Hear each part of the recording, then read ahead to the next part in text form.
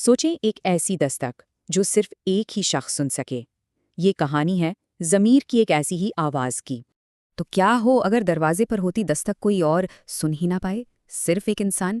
ایک طوفانی رات تھی اور بیمار ڈاکٹر زیدی کو ایک دستک سنائی دی جو کسی اور کو نہیں آ رہی تھی۔ وہ بے چینی سے اپنی بیوی کو بتاتے ہیں، دروازے پر کوئی ہے، کوئی ضرورت مند ہے۔ ان کی بیوی بیگم زیدی کو تو صرف تیز ہوا کا شور سنائی دے رہا تھا۔ تو پھر یہ دستک کہاں سے آ رہی تھی؟ اصل میں یہ دستک دروازے پر نہیں، ان کے ضمیر پر ہو رہی تھی۔ یہ بوجھ تھا 20 سال پرانی ایک غلطی کا جو آج بھی ان کے ضمیر پر ایک بھاری پتھر کی طرح تھی۔ آخرکار ڈاکٹر زیدی نے یہ بوجھ ہلکا کرنے کا فیصلہ کیا اور اپنے شاگرد ڈاکٹر برہان کو سب کچھ بتا دیا۔ بات ایک طوفانی رات کی تھی جب انہوں نے تھکاوٹ کی وجہ سے ایک بیمار بچے کی مدد سے انکار کر دیا اور وہ بچہ مر گیا۔ ڈاکٹر زیدی نے جیسے ہی اپنی کہانی ختم کی، ڈاکٹر برہان بہت غور سے انہیں دیکھتے رہے۔ اور پھر ڈاکٹر برہان نے جو کہا اس نے سب کچھ بدل دیا۔